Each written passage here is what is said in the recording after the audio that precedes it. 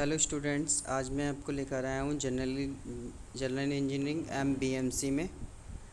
जैसा कि आप सबको पता लगा है कि आपके जुलाई में एग्ज़ाम है, तो एग्ज़ाम के पॉइंट ऑफ व्यू से आपके जो क्वेश्चन पेपर में इस बार क्वेश्चन आने वाले हैं वो कुछ इस तरह से आएंगे। ऑब्जेक्टिव रहेंगे, ऑब्जेक्टिव क्वेश्चंस आएंगे।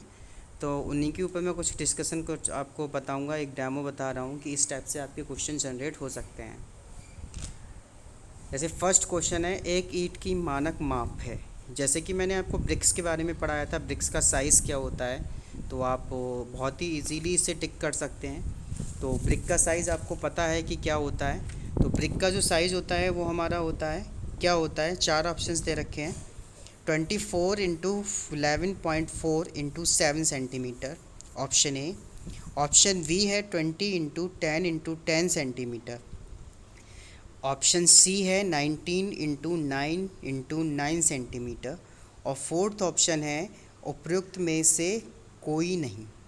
तो आपको राइट वाला क्लिक ऑप्शन करना है। तो आपने पढ़ा है, तो इसका जो करेक्ट ऑप्शन है वो है 19 × 9 × 9। ठीक है, तो ये आपका सी ऑप्शन इसमें करेक्ट है। तो आप इसी टाइप से आप एग्ज़ाम पेपर में भी क्लिक करेंगे। सेकंड क्वेश्चन है, प्रथम श्रेणी की एक ईंट का भार सामान्यतः होता है। यानी कि हमारी जो फर्स्ट क्लास ब्रिक होती है उसका जो वेट होता है वो कितना होता है। तो पहला है ऑप्शन ए 2 kg से 2.2 kg तक। ऑप्शन बी 2.1 kg से 2.4 kg तक। ऑप्शन सी 2.5 kg से 2.75 kg तक। ऑप्शन डी 2.75 kg से 3.0 kg तक। तो इसका जो ऑप्शन है, अब आपने पढ़ा होगा कि मैंने जब आपको ब्रिक्स पढ़ाया था तो बताया था कि फ़र्स्ट क्लास ब्रिक जो होती है उसका जो सामान्यता यानी जनरल जो वेट होता है वो वेट होता है 2.7 kg से 3.0 kg तक। यानी कि ऑप्शन डी जो है वो हमारा करेक्ट है। नेक्स्ट क्वेश्चन है हमारा, प्रथम श्रेणी की ईंट को 24 घंटे पानी में डुबाने पर वह अपने भार का कितना प्रतिशत पानी सोखती है। यानी कि हमारी जो फर्स्ट क्लास ब्रिक है वो 24 घंटे में कितना पानी सोखती है, 15% से अधिक, 22% से अधिक, 25% से अधिक या 10% से अधिक। तो इसमें 4 ऑप्शंस दे रखे हैं और मैंने आपको ये पढ़ाया भी है कि कितने परसेंट पानी सोखती है जो हमारी अव्वल ईंट होती है। तो अव्वल जो ईंट होती है वो हमारी सोखती है, कितने परसेंट पानी सोखती है बताइए, 15%, 22%, 25% या 10%। तो हमारी जो अव्वल ईंट होती है वो 15% से अधिक नहीं सोखती। नेक्स्ट क्वेश्चन है क्वेश्चन नंबर 4, खड़ंजा बिछाने तथा गिट्टी बनाने में कौन सी ईंट प्रयुक्त होती है। यानी हम जो खड़ंजा बिछाते हैं, जो गांव में आपने देखा होगा, गांव में बिछे हुए होते हैं, तो कौन सी गिट्टी यूज़ करते हैं, फर्स्ट क्लास ब्रिक का, सेकंड क्लास ब्रिक का या थर्ड क्लास ब्रिक का या झामा या अधिक पकी हुई ईंट। तो इसमें हमें बताना है कौन सी ब्रिक्स, तो आपने पढ़ा हुआ है।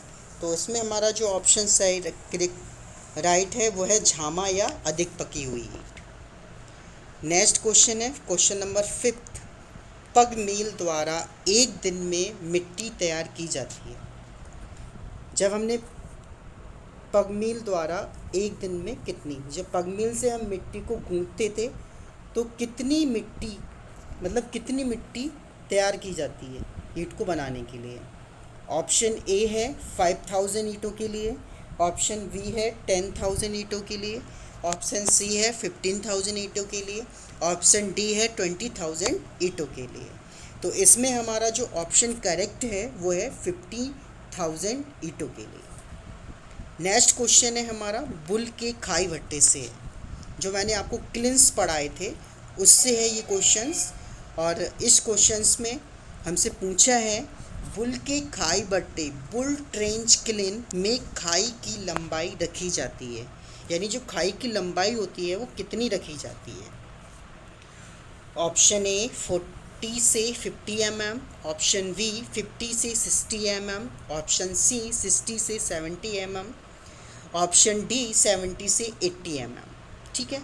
तो इसमें हमारा जो करेक्ट ऑप्शन है वो है 60 से 70 नेक्स्ट क्वेश्चन है हमारा, ISI के अनुसार ईंट की औसत साइज में स्वीकार्य अंतर एक्सेप्टेबल डिफरेंस है 1% का, 2% का, 3% का, 4% का। तो इसमें हमें बताना है कि कितना परसेंट है जो ISI इंडियन स्टैंडर्ड के अनुसार कि कितना ईंट की औसत साइज में स्वीकार्य अंतर कितना एक्सेप्टेबल होता है। तो हमारा ऑप्शन जो बी ऑप्शन करेक्ट है 2%। नेक्स्ट क्वेश्चन है क्वेश्चन नंबर 8, किसी पदार्थ को हवा के संपर्क में लाल गर्म करना या जलाना कहलाता है निस्तापन, बाष्पीकरण, भंजन या अवशोषण। तो क्वेश्चन नंबर 8 का जो ऑप्शन है वो करेक्ट है हमारा निस्तापन, राइट। प्रति घन मीटर अनबुझे चूने का भार होता है 1050 kg, 1200 kg, 800 kg, 1000 kg। तो क्वेश्चन नंबर 9 का जो ऑप्शन करेक्ट है वो है 1050 kg। चूने का निर्दोषता परीक्षण साउंडेज टेस्ट होता है। साउंडेज टेस्ट के बारे में मैंने आपको पढ़ाया था, जब चूना पढ़ाया था तो हमने बहुत सारे टेस्ट पढ़े थे। तो जो हमारा चूने का निर्दोषता परीक्षण है उसमें से कौन सा ऑप्शन सही है देखते हैं। पहला है तनन सामर्थ्य मशीन पर, ऑप्शन बी है संपीड़न सामर्थ्य मशीन पर, ऑप्शन सी है बिकार्ट उपकरण, ऑप्शन डी है ली चेटिलियर का उपकरण पर। तो इसमें हमारा जो ऑप्शन करेक्ट है वो है हमारा ली चेटिलियर उपकरण से। नेक्स्ट क्वेश्चन है क्वेश्चन नंबर 11, साधारण पोर्टलैंड सीमेंट बाज़ार में उपलब्ध है, यानी कि जो OPC सीमेंट है वो बाज़ार में कहाँ कहाँ उपलब्ध है। OPC ऑर्डिनरी पोर्टलैंड सीमेंट, ठीक है, जो मार्केट में हमें मिलता है। तो कह रहा है कि बाज़ार में उपलब्ध है, कितने kg में उपलब्ध है इसके बारे में। ऑप्शन ए 100 kg के बोरे में, ऑप्शन बी 50 kg के बोरे में, ऑप्शन सी 25 kg के बोरे में, ऑप्शन डी 10 kg के बोरे में। तो ये 11 नंबर जो क्वेश्चन है इसमें जो करेक्ट ऑप्शन है वो हमारा है 50 kg के बोरे में। क्वेश्चन नंबर 12 है, सीमेंट के स्थलीय परीक्षण में 90 माइक्रोन की IS छलनी सीप से छानने पर अवशेष की मात्रा होनी चाहिए 10% से अधिक नहीं, 20% से अधिक नहीं, 25% से अधिक नहीं, 40% से अधिक नहीं। तो इसमें जो हमारा क्वेश्चन करेक्ट है वो है हमारा ए, ऑप्शन ए 10% से अधिक नहीं होनी चाहिए, राइट। इसके बाद हम नेक्स्ट क्वेश्चन पे जाते हैं। क्वेश्चन नंबर हमारा जो 13 क्वेश्चन नंबर है वो है, साधारण सीमेंट का प्रारंभिक जमाव काल इनिशियल सेटिंग टाइम कितना होता है। इनिशियल सेटिंग टाइम कितना होता है। ऑप्शन ए है 30 मिनट से कम नहीं, ऑप्शन बी है 40 मिनट से कम नहीं, ऑप्शन सी है 50 मिनट से कम नहीं, ऑप्शन डी है 60 मिनट से कम नहीं। तो इसमें हमारा जो ऑप्शन करेक्ट है वो है ऑप्शन फर्स्ट 30 मिनट से कम नहीं। नेक्स्ट क्वेश्चन है क्वेश्चन नंबर 14, सीमेंट की तनन सामर्थ्य ज्ञात करने के लिए मानक ब्रिकेट बनाने हेतु भार के अनुसार सीमेंट बालू मसाले का अनुपात होना चाहिए 1:2, 1:2.5 और सी ऑप्शन है 1:3, ठीक है। डी ऑप्शन है 1:4। तो इस रेशियो में हमारा जो क्वेश्चंस 14 का है, 14 में हमारा जो ऑप्शंस करेक्ट है वो है 1:3।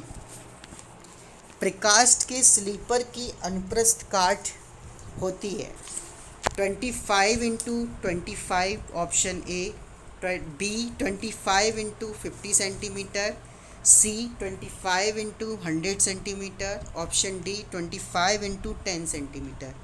इसमें जो हमारा ऑप्शन करेक्ट है वो है ऑप्शन डी 25 × 10 सेंटीमीटर।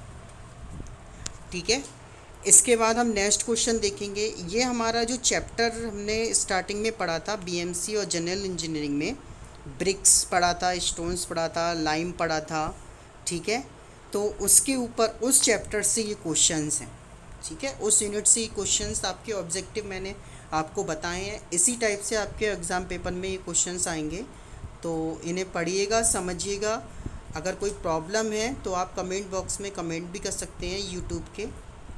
इसके बाद हमारा आता है next objective, objective number 1। Objective number 1 है मृदा के इकाई क्षेत्रफल पर आने वाले संरचना के भार को सुरक्षापूर्वक वहन करने की क्षमता को कहते हैं।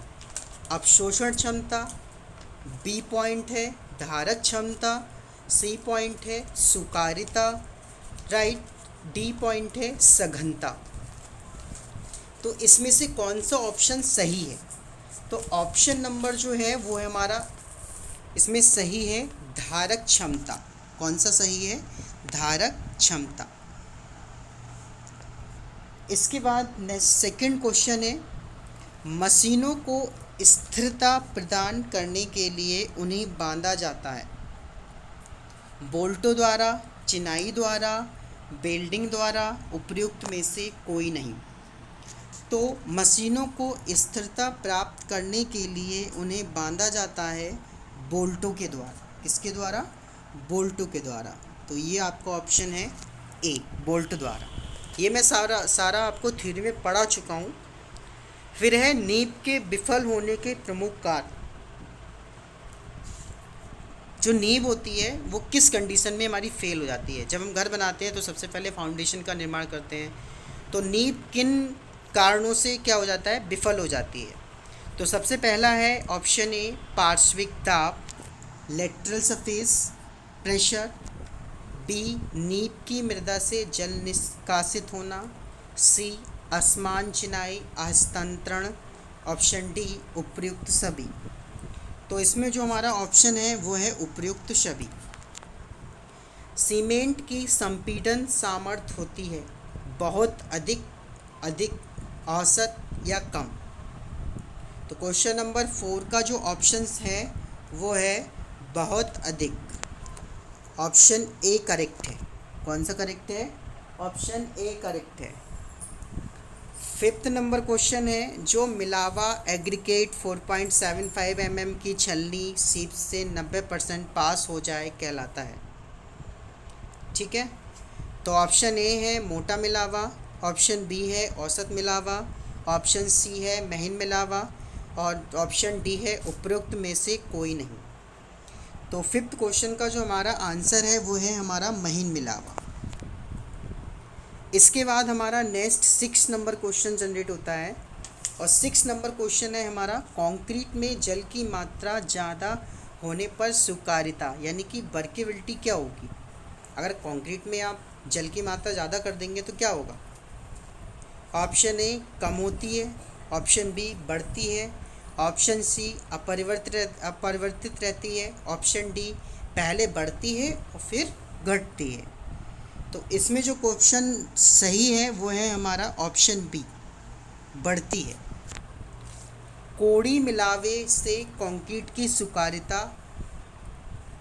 क्वेश्चन नंबर 7 है, कोड़ी मिलावे कोनिकल एग्रीगेट से कंक्रीट की स्वीकार्यता बढ़ती है, अपरिवर्तित रहती है, कम होती है, पहले बढ़ती है फिर घटती है। तो इसमें जो हमारा ऑप्शन सही है वो है सी, कम होती है। क्वेश्चन नंबर 8 है, कंक्रीट का अवपाद परीक्षण स्लम्प टेस्ट किया जाता है स्वीकार्यता तथा सघनता की जांच के लिए, सामर्थ्य की जांच के लिए, आयु काल की जांच के लिए, जल अनुपात की जांच के लिए। तो इसमें हमारा जो ऑप्शन सही है वो है स्वीकार्यता तथा सघनता की जांच के लिए, ऑप्शन ए। नेक्स्ट क्वेश्चन है क्वेश्चन नंबर 9, प्रबलित कंक्रीट रेनफोर्समेंट सीमेंट के प्रमुख लाभ हैं। कौन कौन से लाभ हो सकते हैं? ठीक है, तो हमारे इसमें जो लाभ है वो है हमारा अनुरक्षण व्यय कम होता है, टनन में भी पर्याप्त सामर्थ्य रखता है, सी वायुमंडल का कोई प्रभाव नहीं होता, या डी उपर्युक्त सभी। तो इसमें जो ऑप्शन सही है वह है उपर्युक्त सभी। ओके स्टूडेंट्स, तो ये हमारे कुछ ऑब्जेक्टिव क्वेश्चन थे जो आपके एग्ज़ाम पेपर में पूछे जा सकते हैं, एग्जाम उसमें आ सकते हैं। ठीक है, इसके बाद हम और डिस्कस करेंगे क्वेश्चंस, इसके बाद हम नेक्स्ट लेक्चर में डिस्कस करेंगे बहुत सारे क्वेश्चंस। तो इसी टाइप से क्वेश्चंस हमसे पूछे जाएंगे, तो इन क्वेश्चंस को पढ़िएगा, समझिएगा। ठीक है, अगर आपको फिर भी कोई प्रॉब्लम्स आ रही है, समझ में नहीं आ रहा है, तो आप मुझे कमेंट बॉक्स में, यूट्यूब के कमेंट बॉक्स में कमेंट कर सकते हैं। ठीक है, कि सर इसका क्वेश्चंस क्या होगा, ये मैंने नहीं समझ पा रहा हूँ। और भी कई तरह के सीमेंट मतलब क्वेश्चंस जनरेट हो सकते हैं। तो अपने एग्ज़ाम पेपर में बहुत ही अच्छे से पढ़िएगा। ठीक है, क्योंकि आपके 20 जुलाई से एग्ज़ाम है, तो इसी टाइप से आपके ऑब्जेक्टिव क्वेश्चंस एमसीक्यूज़ पूछे जाएंगे। ये मैंने आपको आपके टोटल चैप्टर हैं जनरल इंजीनियरिंग एंड बीएमसी में, टोटल 4 चैप्टर है, और ये मैंने आपको 2 चैप्टर के एमसीक्यूज़ आपको ये बताए हैं, और बाकी 2 चैप्टर के एमसीक्यूज़ मैं आपको नेक्स्ट वीडियो में डिक्टेट करूँगा, समझाऊँगा, और इसी टाइप से आपके एग्ज़ाम पेपर में क्वेश्चंस आएंगे एमसीक्यूज़ में। और भी कई क्वेश्चंस जनरेट हो सकते हैं कि ब्रिक्स के क्लास कितने होते हैं। ठीक है, तो ब्रिक्स के कितने क्लास होते हैं? ब्रिक्स के 4 क्लास होते हैं। कौन कौन से? फर्स्ट क्लास, सेकंड क्लास और थर्ड क्लास, फोर्थ क्लास। तो कितने क्लास हुए? तो ब्रिक्स के 4 क्लास होते हैं। ऑप्शन दे देगा 4, 3 या 2 या 1। ईंट बनाने की मृदा में कौन कौन से अवयव मिले हुए होते हैं? ऑप्शन दे देगा क्या मिला हुआ होता है, सिलिका मिला होता है, एल्युमिनियम मिला होता है, ठीक है, फ्लक्स, मैग्नीशियम। तो इन सभी इंग्रेडिएंट्स के ऑप्शंस दे देगा, जो करेक्ट होगा आपको उस पर टिक करना रहेगा। ईंट और मिट्टी में पाए जाने वाले हार्मफुल इंग्रेडिएंट्स कौन कौन से हैं? तो वेजिटेशंस होते हैं, एल्काइल्स होते हैं, पेवर्स स्टोन्स होते हैं, लाइम स्टोन्स होते हैं। ठीक, ब्रिक्स के साइज़ के बारे में पूछ लेगा कि यूपी में ब्रिक्स का साइज़ क्या है। ठीक है, तो वो यूपी में ब्रिक्स का साइज़ हमारा कितना है? 24 centimetre into 11.4 centimetre into 7 centimetre. ठीक है, तो ये पूछ सकता है। 1 मीटर क्यूब चिनाई में 476 ईंटें लगती हैं। इस टाइप से हमसे पूछ सकता है। क्लासिफिकेशन ऑफ ब्रिक्स कोड के अकॉर्डिंग पूछ सकता है। IS 1077 1957 के आधार पर ईंटों को निम्न 2 वर्गों में बांटा गया है। कौन कौन सी? सन ड्राइड ब्रिक कच्ची ईंटें और पक्की ईंटें। तो इस टाइप से यहाँ से भी क्वेश्चन जनरेट कर सकता है। फर्स्ट क्लास ब्रिक्स की प्रॉपर्टीज़ पूछ सकता है कि फर्स्ट क्लास ब्रिक्स की प्रॉपर्टीज़ कौन सी है। 4 ऑप्शन दे देगा, तीन ऑप्शंस आपको गलत देगा एंड 1 ऑप्शन इज़ करेक्ट। तो आपको करेक्ट वाले पे क्लिक करना है। ब्रिक्स के यूज़ पूछ सकता है कि आपको 2-3 अनयूज़ दे देगा, 1 यूज़ दे देगा, तो यूज़ वाले पे आपको क्लिक करना है। ऐसे ही जहामा या अधिक पक्की ईंट के बारे में पूछ सकता है कि किस टाइप से इसका यूज़ होता है। ठीक है स्टूडेंट्स, और भी मैं आपको क्वेश्चंस बताता हूँ कि कौन कौन से क्वेश्चंस और भी पूछे जा सकते हैं। जितनी तरह से पॉसिबल हैं उतने क्वेश्चंस मैं आपको बता दूंगा, बाकी आप और गहराई से क्वेश्चंस को पढ़ लीजिएगा। मैन्युफैक्चरिंग ऑफ ब्रिक्स को किन चरणों से होकर गुजरना पड़ता है? तो सबसे पहले स्थल चयन होता है, सेकंड पॉइंट होता है ईंट मिट्टी की तैयारी, ईंट की ढलाई, ईंटों को सुखाना, ड्राइंग ऑफ ब्रिक्स, ईंटों को पकाना, बर्निंग ऑफ ब्रिक्स।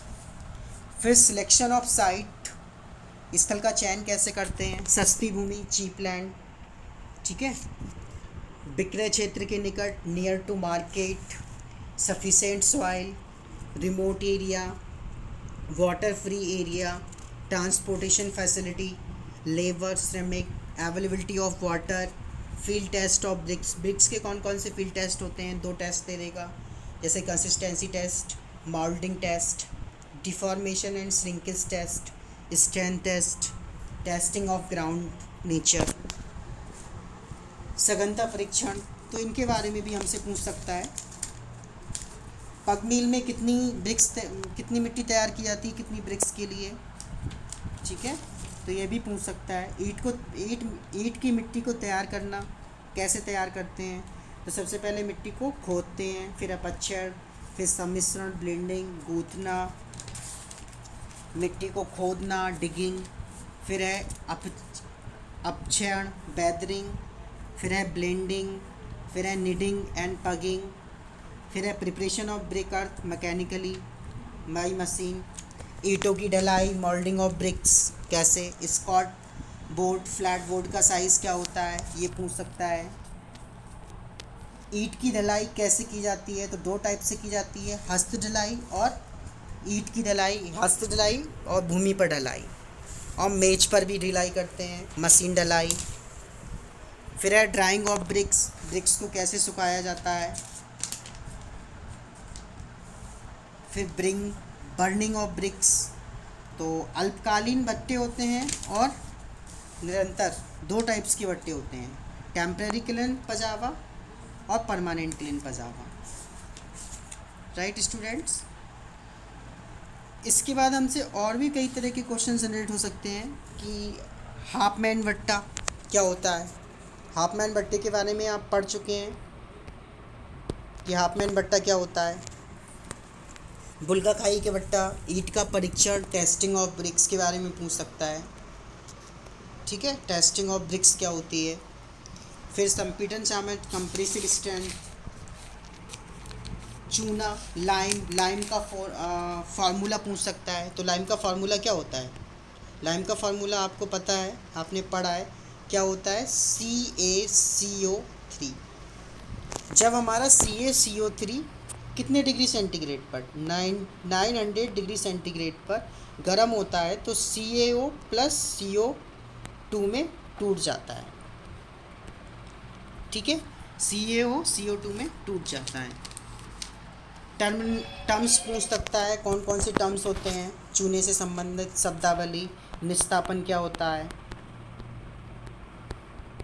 ठीक है, निस्तापन क्या होता है, डलिए चूना क्या होता है, ये पूछ सकता है, ठीक, डलिए चूना क्या होता है, शुद्ध चूना क्या होता है, जलीय गुण क्या होता है, चूने के विभिन्न डिफरेंट टाइप्स ऑफ लाइम। जब हमारा चूना, शुद्ध चूना, कली चूना कैसे बनता है, देखते हैं। CaO प्लस H2O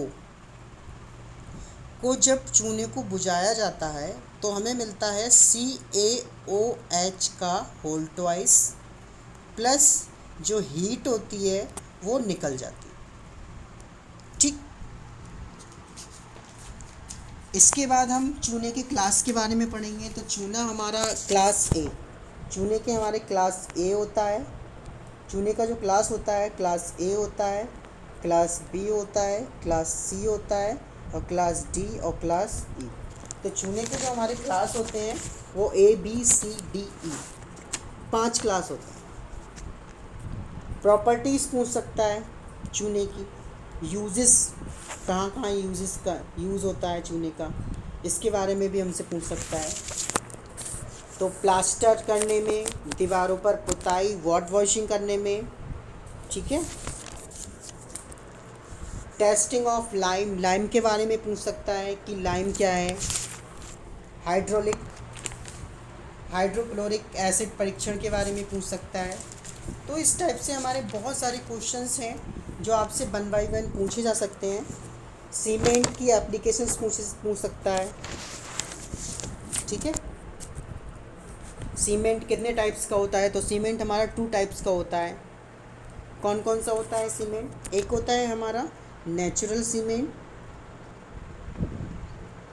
और एक होता है हमारा आर्टिफिशियली सीमेंट। तो नेचुरल सीमेंट क्या होता है और आर्टिफिशियली सीमेंट क्या होता है, इसके बारे में मैं आपको पिछले लेक्चर में बता चुका हूँ। लाइम क्या है, एल्यूमिना क्या है, एल्यूमिना का फार्मूला क्या होता है, तो एल्यूमिना का जो फार्मूला होता है वो होता है हमारा Al2O3।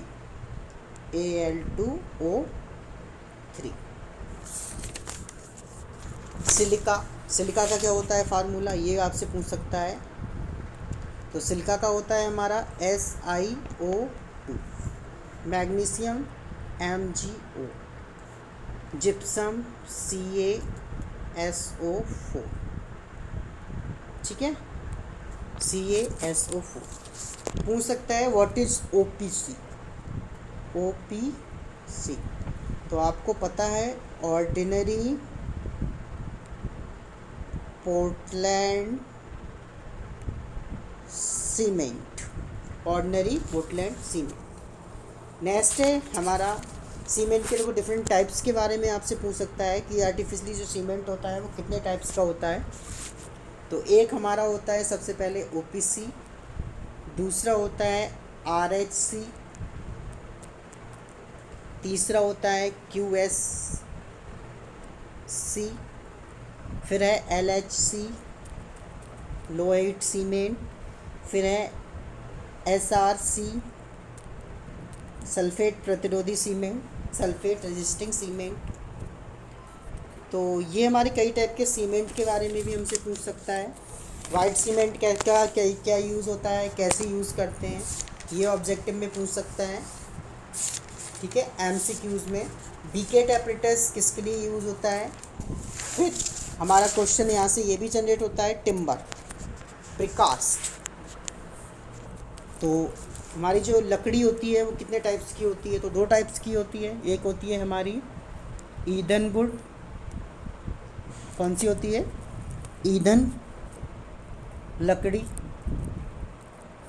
दूसरी होती है हमारी इमारती लकड़ी।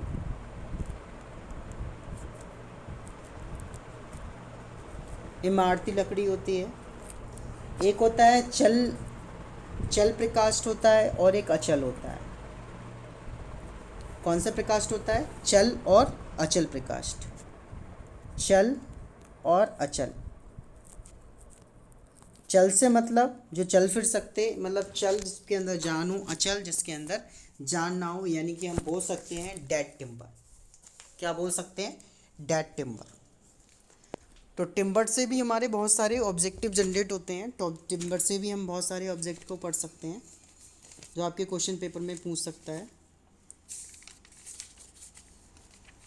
ऐदा परत क्या होती है, इसके बारे में पूछ सकता है, प्रकाश से रिलेटेड है, प्रकाश से। प्लाईवुड क्या है, ये भी हमसे पूछ सकता है। प्रथम श्रेणी की दो ईंटों को परस्पर टकराने पर कैसी साउंड निकलती है, तो कैसी साउंड निकलती है, धात्विक साउंड निकलती है। कैसी साउंड निकलती है, धात्विक। मिल द्वारा यांत्रिक विधि से ईंट निर्माण हेतु तैयार की जाती है, पग मिल। किससे, पग मिल। बोर्ड द्वारा ताजी ढली हुई ईंटों का हस्तन किया जाता है, पैलेट। ईंट को पकाने पर मिट्टी में उपस्थित पिघलकर समस्त तत्वों को परस्पर बांधने का जो कार्य करता है वो क्या होता है, सिलिका, SiO2। ईंट स्वयं के भार का कितना प्रतिशत जल सोखती है, कहलाती, कितना परसेंट जल सोखती है। हमारा जो जल अवशोषण क्षमता यानी सिलिका जल अवशोषण क्षमता कहलाती है। यदि सफ़ेद धब्बे का क्षेत्रफल ईंट के क्षेत्रफल के 10% से कम है तो यह उत्फुलन यानी कि कम उत्फुलन कहलाता है। निर्दोषता परीक्षण में चूने में उपस्थित की मात्रा का अनुमान लगाया जा सकता है, मुक्त चूने की। सीमेंट की संपीड़न सामर्थ्य तनन सामर्थ्य लगभग गुना होती है, कितनी गुना होती है, 8 से 10 गुना। प्रकाष्ठ के रेशे होने चाहिए, कैसे होने चाहिए, सादे सीधे और पास पास। तो मैंने आपको बहुत सारे क्वेश्चंस डिक्टेट कर दिए, MCQs मैंने आपको बता दिए। आपके क्वेश्चन पेपर में इसी टाइप से क्वेश्चंस पूछे जाएंगे, कोई अलग टाइप से क्वेश्चंस नहीं पूछा जाएगा, ठीक है स्टूडेंट्स। तो आप पढ़ते रहिएगा और ये बहुत ही इम्पोर्टेंट वीडियो है, इसे ज़रूर देखिएगा। मृदा के इकाई क्षेत्रफल पर आने वाले संरचना के भार को सुरक्षापूर्वक वहन करने की क्षमता धारक क्षमता कहलाती है। मशीनों को स्थिरता प्रदान करने के लिए उसे द्वारा बांधा जाता है, बोल्टों। मशीन द्वारा पैदा होने वाले कंपनों का नींव द्वारा ही हो जाना, ठीक है, अपशोषण। यदि नींव का न्यूनतम भार मशीन के कुल भार का कितना % होना चाहिए? 2.5। तो ये बहुत ही इंपॉर्टेंट वीडियो है, इस वीडियो को आप देखना समझना। इसी टाइप से आपके एक डेमो मैंने बनाई है ये, तो इस वीडियो को समझिएगा और इसी टाइप से आपके एग्ज़ाम पेपर में क्वेश्चन पूछे जाएंगे इस पर। Okay student, thank you.